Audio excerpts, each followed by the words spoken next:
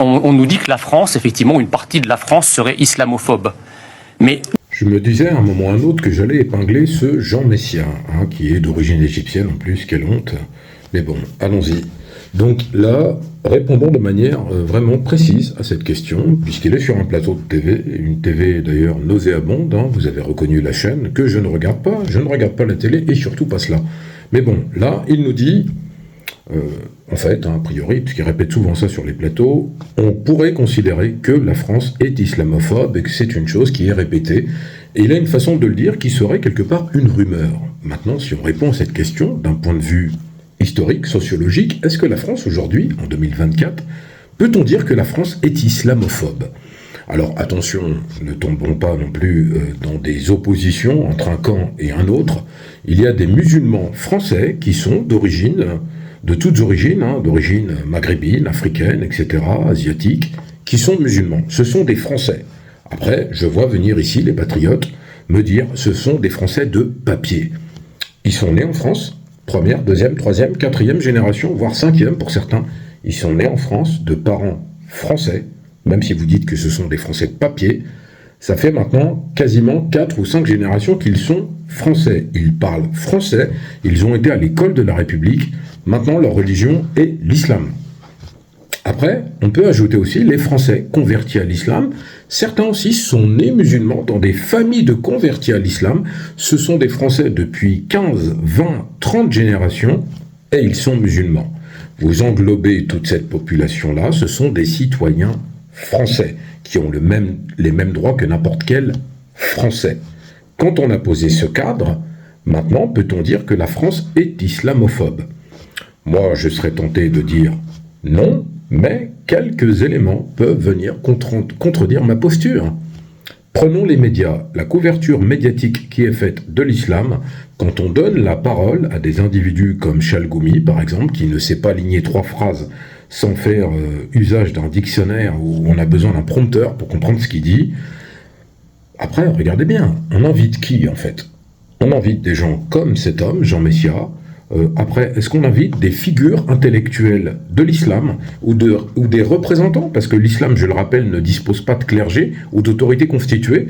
On pourrait inviter, par exemple, Tarek Oubrou, recteur de la mosquée de Bordeaux, le recteur de la grande mosquée de Paris, avec qui j'ai pu échanger de manière personnelle et fraternelle, qui est aussi une grande figure et d'une intelligence rare, avec une finesse d'esprit qui permet d'avoir des postures dites de fraternité. Est-ce qu'on les invite ? On peut les inviter parfois de manière épisodique, mais pas très souvent. Le constat est le suivant. Les médias ont tendance à pointer justement l'islamisme politique comme revendication. Bien sûr que la France a été frappée par des attentats islamiques. Voilà, moi j'aime pas ce terme, mais c'est le terme qui est réel d'un point de vue de la géopolitique. Que ce soit les victimes du Bataclan ou les autres, les terrasses, etc., Charlie Hebdo. Ça l'a ensanglanté la France, l'hyper-cachère, et donne une image de l'islam vraiment négative. Est-ce que cela représente la majorité des musulmans en France ? Certainement pas. Les médias ne veulent parler que de ces terroristes, que de ceux qui ont semé la mort au nom d'une idéologie mortifère et qui est sans rapport avec les musulmans qui vivent en France et qui veulent vivre de manière paisible et qui ne veulent pas... et qui ne cautionnent pas et qui ne veulent pas de cette violence illégitime et surtout qui n'ont pas en tête de faire ce qui a pu être fait de manière dramatique. Le premier problème, il est là. Cela peut créer un sentiment d'islamophobie puisque le français lambda qui va regarder de sa fenêtre ces interventions télévisées dans lesquelles il est dit à chaque fois le terrorisme, la violence, le niqab, le voile, la burqa, avec des mélanges sémantiques qui font le bonheur justement de ces islamophobes qui sont identifiés. Vous avez après dans la sphère politique les discours de l'extrême droite ou les discours de ce Jean Messia qui vont favoriser justement cette rupture en pointant toujours le musulman comme un immigré, comme un ennemi et comme quelqu'un justement qui est dans un climat de peur et cela amène aussi à de l'islamophobie. Vous avez après la discrimination, cela a été prouvé par des enquêtes et des études. Quand on s'appelle Mohamed ou Abdallah, quand on a un engagement associatif musulman, c'est prouvé, vous pouvez aller regarder ces études, elles sont consultables. Il faut à peu près 30 CV pour décrocher ne serait-ce qu'un entretien. alors que celui qui s'appelle Mathieu, François ou Michel n'en enverra qu'un, celui qui s'appelle Dove, qui est de confession juive, en enverra 5. Il y a un antisémitisme de bord, mais aussi un effet de bord sur une islamophobie qui ne veut pas dire son nom. Et après, vous avez aussi le vote de certaines lois qui sont exclusives à la France, comme le port du voile dans l'espace public ou le port de signes distinctifs religieux. Le burkini, etc. sont des exclusivités françaises, puisque dans les pays nordiques ou même en Angleterre, il y a des fonctionnaires de police qui portent des voiles, des foulards, je ne parle pas du niqab totalement couvrant, ou de la burqa, puisque de toute façon, ce n'est pas dans la culture, entre guillemets, musulmane traditionnelle, et au-delà de ça, les musulmans de France ne sont pas porteurs de cette tenue, puisque je rappelle que l'islam n'a pas d'uniforme, il n'y a pas de tenue musulmane ou de tenue islamique. Maintenant, il est clair qu'une femme musulmane qui veut exprimer sa foi en portant le voile, elle en a le droit, et qui veut aussi pouvoir porter le voile pour peut-être avoir justement cette envie de ne pas être sifflée dans la rue parce qu'elle porte un pantalon serré ou une jupe courte. C'est son droit aussi le plus strict. Et n'allez pas me dire en commentaire que ce sont des aliénés qui sont manipulés par les maris ou les pères. On parle de femmes indépendantes qui ont un esprit et qui sont capables de faire des choix réfléchis. La femme n'est pas une abrutie qui ne sait pas ce qu'elle fait. En tout état de cause, ces lois vont à l'encontre des principes de laïcité et peuvent susciter un sentiment d'islamophobie. On a répondu quelque part à cette question, et maintenant on va écouter la suite de ce Jean Messia. La question que je pose, c'est pourquoi d'autres minorités n'ont pas ce problème-là ? Pourquoi, par exemple, les Juifs ne disent pas que la France est judéophobe ? Alors, j'invite Jean Messia, si jamais il passe par là, à aller consulter ce que peuvent dire des grands rabbins ou des Israéliens ou même des Juifs qui sont en France sur la position de la France et de l'antisémitisme. Parce que là, on va pas être d'accord. Jean Messia qui nous dit « Pourquoi les Juifs ne disent pas que la France est judéophobe ?» Je rappelle que la France a raflé des Juifs massivement, des Juifs citoyens français. Vous voyez ? Oui, en 1942, la rafle du Vélodrome d'hiver, et même avant, d'autres juifs qui n'étaient pas français, avec ce qu'on appelle les billets verts, bon, on ne va pas rentrer dans l'histoire, mais en tout état de cause, les juifs ont subi des discriminations constantes en France au fil des générations, et est-ce qu'en 2024, les juifs pourraient dire qu'ils sont dans un climat de judéophobie ? Alors moi je serais tenté de dire, de la même manière que j'ai résumé l'islamophobie, que le sentiment de peur que peuvent avoir les juifs ou de crainte de discrimination, il est quand même réel pour plein de raisons. Ils vont être visés par des violences parce qu'ils sont juifs, et ce ne sera pas nécessairement des violences faites par des musulmans, même s'il y en a qui ont pu exister, la mort du jeune Ian Halimi ou d'autres. On ne va pas citer tout le monde, non pas par négation de leur disparition, mais tout simplement parce que ce n'est pas le propos. C'est simplement de dire en fait que les personnes de confession juive peuvent se sentir en fait dans un climat de peur lorsqu'elles sont en France, parce que je rappelle que les dégradations qui peuvent avoir lieu dans les cimetières, par exemple, sont souvent le fait de nostalgiques du national-socialisme allemand. Et cela a été épinglé à plusieurs reprises. On a aussi entendu des propos quelque peu curieux, et même de ceux qui se prétendent du GUD, etc., de groupes néo-nazis, et qui visent clairement les populations juives. En tout cas, la judéophobie en tant que telle, on ne pourrait pas la qualifier. Néanmoins, elle peut exister sous certaines formes. Et là, Jean Messia essaye de faire, dans un débat avec une jeune fille que vous voyez qui est musulmane, qui porte un voile, de la discréditer en abordant en fait le sujet sans y répondre, en disant simplement pourquoi, vous voyez, comme si les gens étaient des imbéciles, pourquoi les juifs ne disent pas qu'il y a de la judéophobie, puis après il va aller dans d'autres communautés pour discréditer le premier propos qui était de traiter de l'islamophobie en fait. Les chrétiens d'Orient ne disent pas que la France est christianophobe. Je pense que dans la manière dont l'irrédentisme islamique agresse par tout un tas de revendications communautaristes la France, c'est plutôt l'islam de France qui est francophobe. Et en rhétorique, on appelle cela renverser le propos par une théorie de l'absurde, n'est-ce pas ? Alors là, malheureusement, on ne peut pas y faire grand-chose parce qu'on n'est pas présent. Néanmoins, là, il a renversé la situation en disant que les musulmans de France étaient francophobes. Et je rappelle que phobe, c'est le mot phobos en grec qui veut dire la peur. Donc là, vous avez bien vu, il a encore appuyé sur la rhétorique de la peur en disant oui, mais les islamistes, les attentats, la violence, etc. Encore une fois, il ne parle pas des musulmans paisibles qui ne commettent dans leur vie aucune violence et qui vivent tout simplement leur foi de manière même privée, qui ne sont pas du tout ostentatoires. Mais là, elle a renversé en disant que les musulmans de France étaient francophobes. Le propos est faux. Je vais dire pourquoi. C'est que quand on connaît la pensée des nombreux musulmans qui vivent paisiblement en France, est-ce qu'on a vu des manifestations de tous ces musulmans français, malgré les discriminations qu'ils pouvaient subir, se réunir sur des places pour insulter la France et la maudire? Certainement pas. Ne pas faire de confusion avec les manifestations qui peuvent avoir lieu pour soutenir une cause, comme par exemple la pastèque, parce que maintenant c'est comme ça qu'il faut le dire sur les réseaux, pour ne pas être censuré, et qui concerne les massacres de populations civiles. En tout état de cause, la fraternité entre les peuples, qui sont de confessions différentes, est réelle à travers les actions, par exemple, du recteur de la mosquée de Paris et d'autres intellectuels musulmans qui ne sont pas pour une haine mutuelle, mais plutôt pour un vivre ensemble.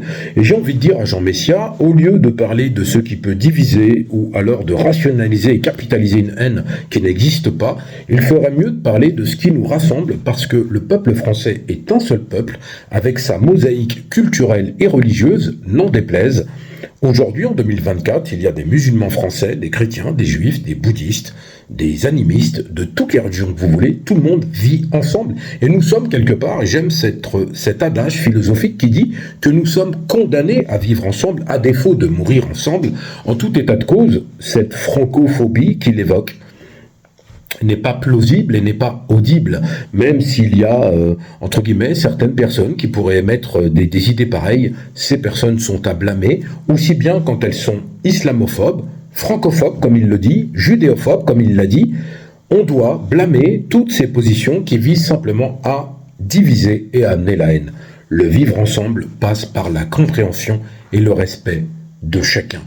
Je dis bien le respect de chacun. On doit respecter la foi des gens, quelle qu'elle soit, et on doit respecter les postures, parce que la liberté individuelle, ça commence par cela, pas ce que fait Jean Messia.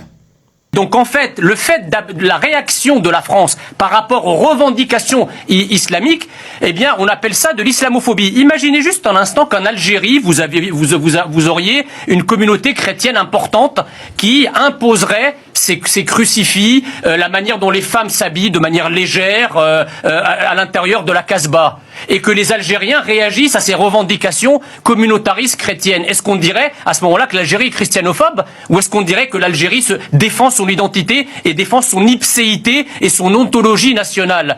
Là, c'est exact. Là, il part dans tous les sens, parce que, étant à court d'arguments, il bascule sur l'Algérie. Il prend l'Algérie en exemple, et c'est pas par hasard. Et en plus, je le dis, juste avant, il dit que à partir du moment où il y a des revendications islamiques et qu'elles ne sont pas acceptées, par exemple la nourriture halal dans les cantines, eh bien, on va qualifier ça d'islamophobie. Ah, c'est l'expression du droit. Je veux dire, vous servez du porc à la cantine, par exemple, dans une cantine scolaire. Il y a des enfants qui ne mangent pas de porc. Ils peuvent être juifs, ils peuvent être musulmans, mais pas que. Par exemple, les adeptes de l'Église céleste qui sont chrétiens ne mangent pas de porc. Il y a certains chrétiens eux-mêmes qui ne mangent pas de porc. Puis il y en a qui ne veulent pas manger du porc. C'est pas un fait religieux. En tout état de cause, si vous proposez du porc à des enfants, vous pouvez aussi proposer d'autres types de viande et aussi du poisson. Maintenant, sur la question du halal, est-ce qu'il faut proposer de la viande halal? J'ai envie de vous dire, si vous êtes dans des départements ou des villes où il y a une majorité de population musulmane identifiée, entre guillemets, même si les statistiques ethniques en France, elles sont interdites, vous allez proposer de la viande halal. Ça veut dire quoi? L'enfant, il ne peut pas manger de viande, il va manger que du poisson. Et alors, je veux dire, c'est pas un débat, ça. C'est pas ça qui va, entre guillemets, améliorer ou modifier la société ou même la rendre plus faible. C'est un argument, justement, du vivre ensemble que je viens de soulever juste avant. Après, sur la revendication, par exemple, de porter un burkini ou d'avoir des espaces de liberté pour les femmes qui portent des voiles à la piscine, est-ce que c'est un débat de société aussi? Nullement. Ce sont le respect des libertés individuelles. Maintenant, je vois venir les idéologues qui vont me dire « Oui, mais voilà, on ne veut pas faire de la France un pays musulman, Charles Martel ». C'est pas le sujet. À partir du moment où vous avez des populations musulmanes dans ce pays qui sont françaises, autant françaises que n'importe quel Français, il faut respecter leur foi et leur liberté. Et après, il digresse sur l'Algérie. Si en Algérie, vous aviez des chrétiens qui mettraient des crucifix partout et des tenues légères, est-ce que la tenue d'une bonne sœur chrétienne, c'est un bikini dans la rue ou un petit short, micro-short ou un croc-top? C'est ça la tenue d'une chrétienne? Je ne le pense pas. Quand vous regardez les dames à l'église le dimanche, moi j'ai pas vu quelqu'un rentrer dans une église, je vais moi-même parfois à l'église et je peux vous dire que quand j'y suis allé, j'ai pas vu des femmes habillées en mini-short avec des croc-tops et des tenues odieuses. En tout état de cause, enfin des tenues légères. Ce que j'appelle une tenue odieuse, c'est une tenue qui laisse tout voir et qui n'est pas propice quelque part au respect de la personne.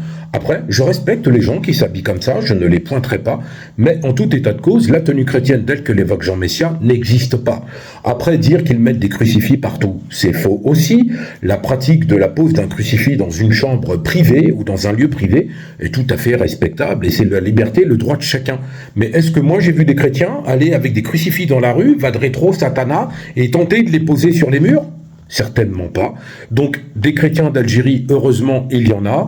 Il y a la cathédrale d'Alger, il y a des églises en Algérie. Est-ce que pour autant, l'identité algérienne, parce que là, il veut utiliser des grands mots en parlant d'ipséité, l'identité algérienne s'est forgée au son de la colonisation. 132 ans de présence française ont marqué, bien sûr, les esprits et la culture, mais la culture algérienne est une culture d'abord musulmane.